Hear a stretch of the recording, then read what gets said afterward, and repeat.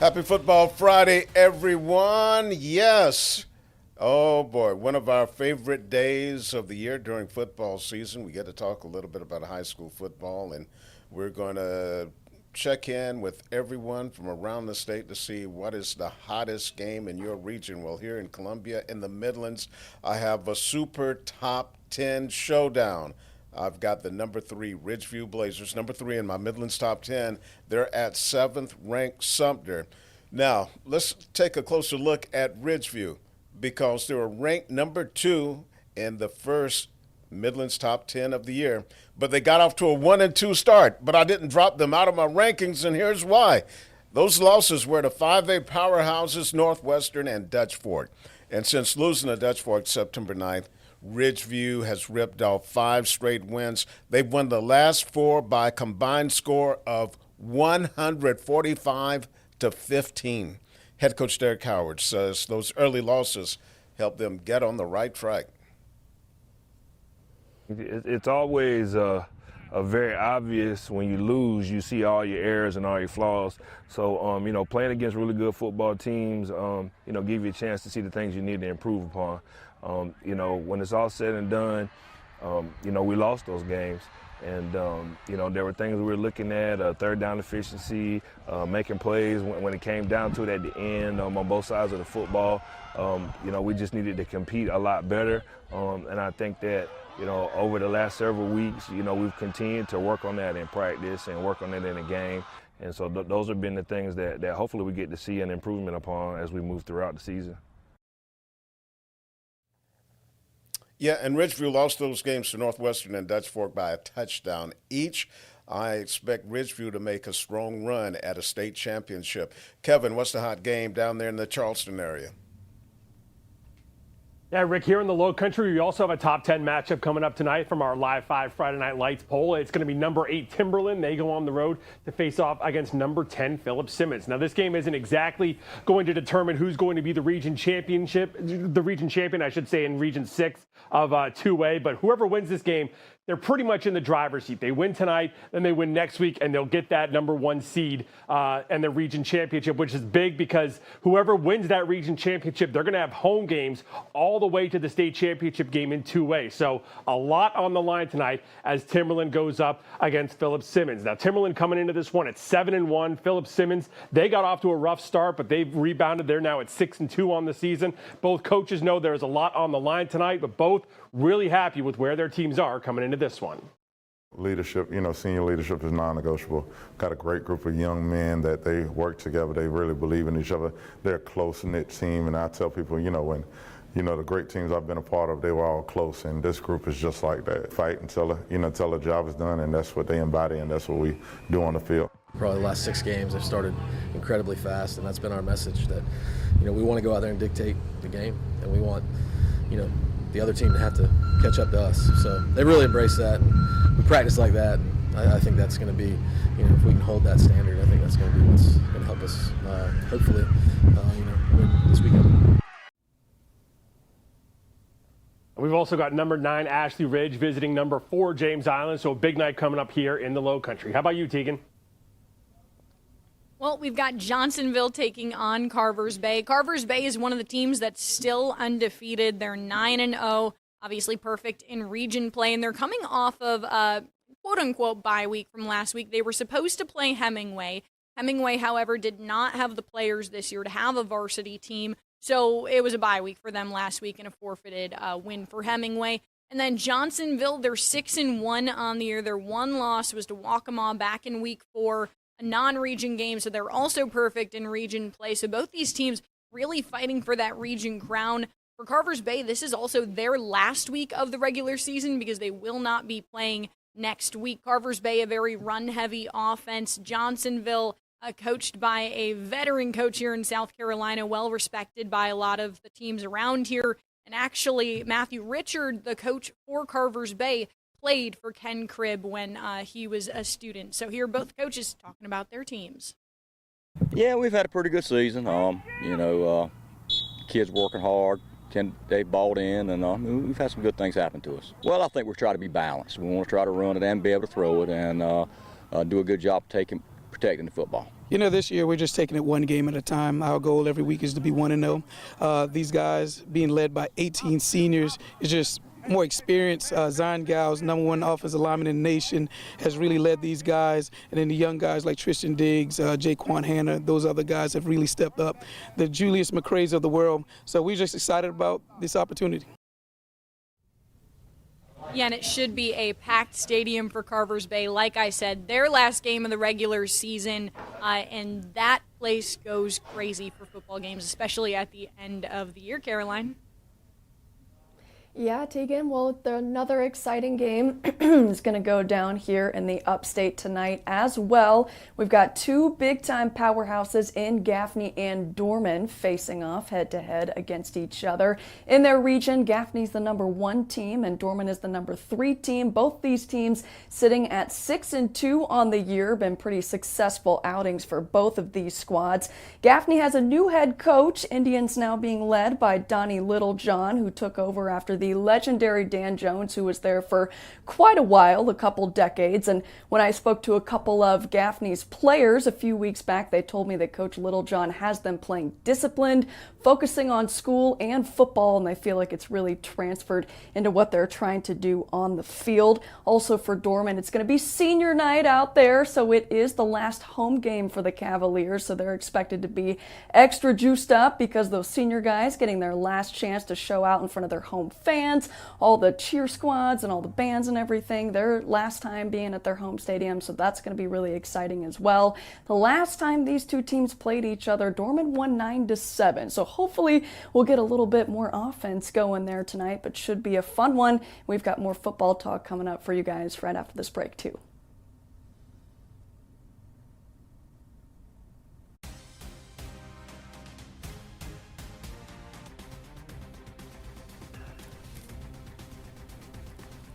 And welcome back to the Football Friday edition of Palmetto Sports Daily. Now, we were supposed to have a very special guest today, Alshon Jeffrey, former Gamecock receiver, Super Bowl champion, but unfortunately he came down with a stomach bug yesterday, wasn't able to make his flight, so we hope he gets well quick. But it was going to be a big weekend for Alshon because it's the 15th anniversary of South Carolina's big upset win over then #1 ranked Alabama, and the quarterback of that team was Stephen Garcia. And how about this? His son Memphis is in town this week also for a visit. Yeah, he's a quarterback just like his dad, and he's a prospect. So we'll see how all of that turns out. And so, you know, we got to thinking, can the Gamecocks pull off another upset? You know, they didn't look all that great last week against Oklahoma, but maybe with all the guys from the 2010 team in town as homecoming, can they pull off the upset? So we're going to go around the horn here, so to speak, and make predictions. I'll go ahead and I'll start. Unfortunately, I don't think the Gamecocks can do it. That offense has been really, really bad. So my prediction is going to be Alabama is going to take it by the score of 24-10. Teagan? I mean, I'm going to have to go with Alabama, too. Based off of what we've seen from South Carolina and just the lack of improvement these last couple weeks, I'm going to go with a final score of 36-7. Ooh. Kevin? These guys, such bland picks. I'm so disappointed. You know, I thought the whole point here was to make spicy picks and come up with stuff that's going to wow everybody. Here's one for you. Alabama's going to win 55-3. How about that, Caroline? Whew, 55-3. My goodness, we got to at least give the Gamecocks a touchdown out here. I mean, I don't know if it's going to be pretty based off of what I witnessed last week. I do think Alabama's got the goods. Ty Simpson is really talented there at quarterback. Their offense has been moving. They also have one of the better defenses in the conference, and as we've seen, that South Carolina offensive line is not doing QB Lenora Sellers a ton of favors in there. So factoring all that in and just factoring in the last couple weeks as well, I think it's also going to be an Alabama win. I'm going to give them 27. I'm going to give the Gamecocks 10. Man, whose idea was it for us to make predictions on this game? I'm kind of depressed right now. You started with the poor score. Gamecocks. You said the score. I couldn't be the outlier and go out on a limb. Wow. 0 for 4. Okay, well, let's talk about some success for Gamecock athletics. Last night, Gamecock basketball icon Asia Wilson, she received another big honor.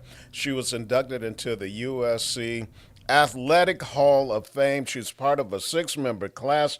In addition to Wilson, you have Natasha Hastings, a track star and Olympic gold medalist, and Paul Jubb, an NCAA tennis champion.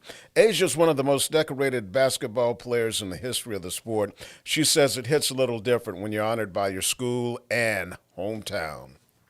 Man, this is definitely probably top 3. I mean, when you're a Hall of Famer, no matter where you are, it's special. And particularly here at the University of South Carolina, like it's truly been a long journey. But this city, this state has opened me with wide open arms, and I'm just grateful to kind of be a Hall of Famer now.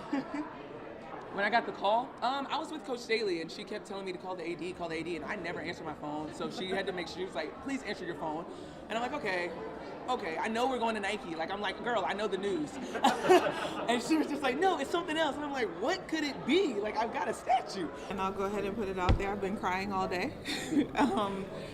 This is really something special.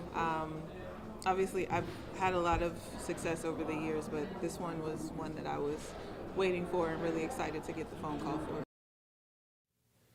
Yeah, and Asia, when she was making her acceptance speech, got a little emotional, talking about the support of her parents and her boyfriend, Bam Adebayo. He was in attendance as well. Teagan?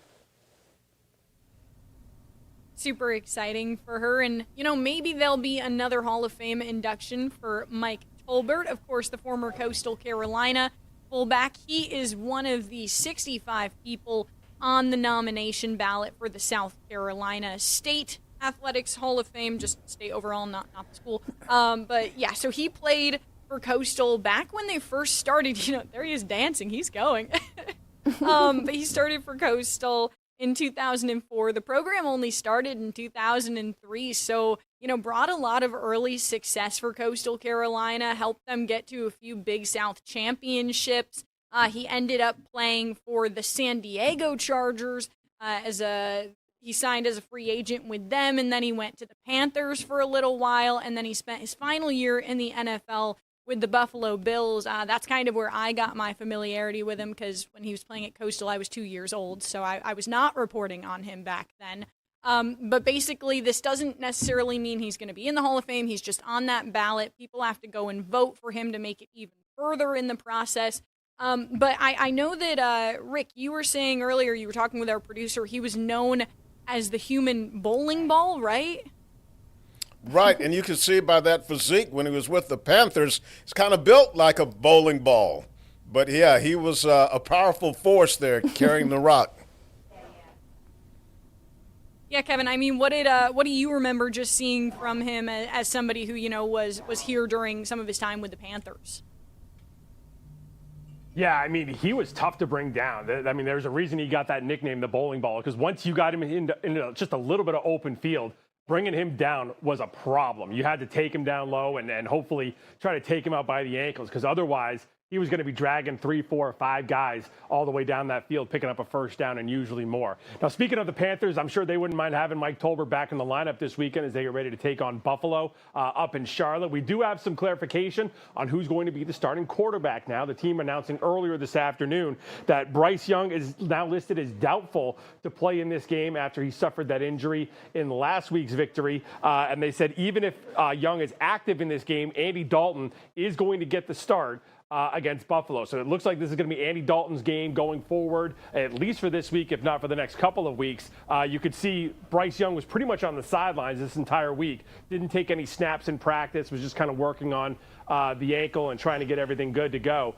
But this is going to be Dalton's game. So, Teagan, I know this is against your Buffalo Bills. Are you more confident now that Andy Dalton's getting the start, or would you rather see Bryce Young back there? I mean, honestly, I think I'd rather see Bryce Young back there if I'm talking as a Buffalo Bills fan. I think the Buffalo defense has continued to struggle. It just seems to be their biggest issue. This season haven't seen a whole ton of great stuff from the Bills in terms of defense. I'm hoping that Andy Dalton, well, I guess as a non-biased sports anchor, I'll just say I hope that they all play their best, Yeah, I feel like that's a fair assessment, Teagan, as a Bills fan, right? I respect you for that. But yeah, it's hard to, if you're the Panthers, you're kind of in a hard spot, right? Because at one point at the beginning of the week, we had two conflicting things where NFL Network was saying Bryce Young was not going to play, and then we had Dave Canales saying, no, they are going to play Bryce, or they're at least going to try to see what's going on there. And so I think early in the week, maybe the Panthers just didn't want to show all of their cards, right? So now they've kind of strung all of us along and the Bills along as well, thinking, okay, well, maybe there's a chance Bryce plays, maybe there's not. We don't really know. Now that we have that confirmation, obviously, we'll all be expecting to see Andy Dalton out there. But you guys heard in the locker room after last week when Andy had to come in the third quarter when Bryce initially hurt that ankle against the Jets, he said, the offense doesn't change a whole lot with me back there or with Bryce back there. And Rick, I think it helps a lot that a lot of other members of the team are playing really well. It's not like everything is solely riding on the QB play right now. Yeah, well, I was watching a good bit of that Panthers game last week when Dalton got in there, and the offense didn't do a whole lot. But I expect a big improvement now that he's had a whole week running with the first-team offense. So, and with his experience, he can definitely give the Buffalo Bills some problems because they've looked vulnerable this year already with a couple of losses. Okay, that's going to wrap up this segment of Palmetto Sports Daily. We're going to take a quick time out, and we're going to see Carmine Jamé having some fun with the Clemson baseball team.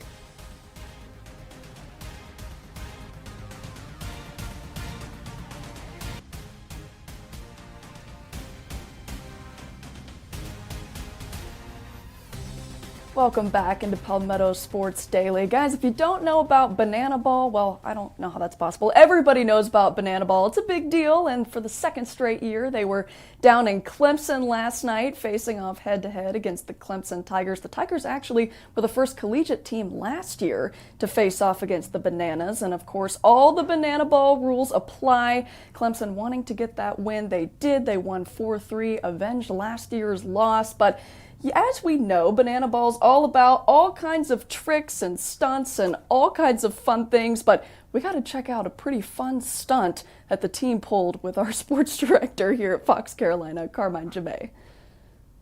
Well, Carmine, I'm here to tell everyone we need you as the golden batter today. Are you up for it? Will you be our golden batter? Oh my gosh. Is that serious, Brian Hennessy? Oh my gosh, what an honor, Coach. We're trying to win. Of course it's not serious. We're excited. Pull the rug from out underneath me, Coach. All right, I'm here if you need me, but I won't get my hopes up. Okay, no, we are. We're trying to not only have a great time, put the spotlight on our players, but this is a very good team. This is their all-star team. Guys, how about Coach pulling a fast one on Carmine? That's hilarious. On live TV. It's ridiculous. Yeah, what gets me is that Carmine was actually believing him. You could see he was really getting excited. Oh, me? Nah. Anybody but you. And he could not have fallen for that any harder. Like, he took the hook, line, and sinker on that so quick. Yeah. Looking to Brian, the SID. Oh, really? Come on, dude. Yeah. You can't be that gullible sitting there on live TV with Coach as the Bananas are coming in. Oh, Teagan, that was rough. I mean, I will say somebody put Eric Bakich in a movie because the acting, it was pretty top notch. I feel like a lot of people would have fallen for it a little bit, Just the glow on Carmine's face, though, it was like a kid on Christmas morning. He's like, this is my moment. I'm leaving the microphone behind. I'm picking up a baseball bat. And then, that rug pulled out from under him, Caroline. I'll admit it. It was funny.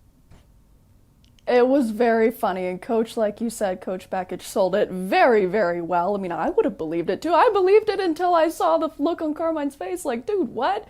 Anyway, so funny. Banana Ball, always fun. We'll be right back after a short break.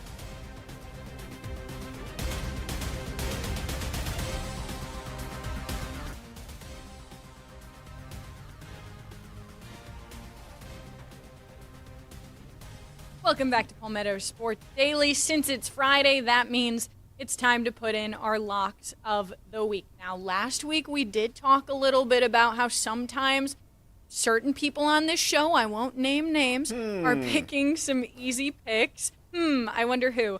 But I will say, I hope that none of us choose Alabama over South Carolina. We already had that conversation. My pick, I'm picking Baylor to pull the upset over Cincinnati. I think they can do it. We'll have to see. That's my quote-unquote spicy pick of the week. Kevin, how about you? Texas Tech is going to beat Oklahoma State, and the point of this is to pick winners. Not sure how many times I have to explain that to you guys, because obviously it's several, because most of you don't pick winners. But I'm going to take Texas Tech to beat Oklahoma State. Rick? Kevin. What's the point spread in that one? Like 10 and a half? 36 and a half, Rick. Oh, my goodness. Okay. We've got Auburn visiting Arkansas. Arkansas is like a 3.5-point favorite. Both of these teams, not great football seasons. Both fan bases looking forward to basketball. I am going with the Razorbacks. Spicy. All right, guys, I'm going to go back into the Big 12 bag, and I'm going to pick number 11 BYU beating Iowa State. That game's in Ames. Going to be pretty tough for the Cougars, but that true freshman QB, Bear Bachmeier, is something to behold, and they're 7-0, so I'm going to take the Cougs all the way on that one. And that, guys, is all that we've got for Palmetto Sports Daily today. Join us back here on Monday. As always, thanks so much for tuning in.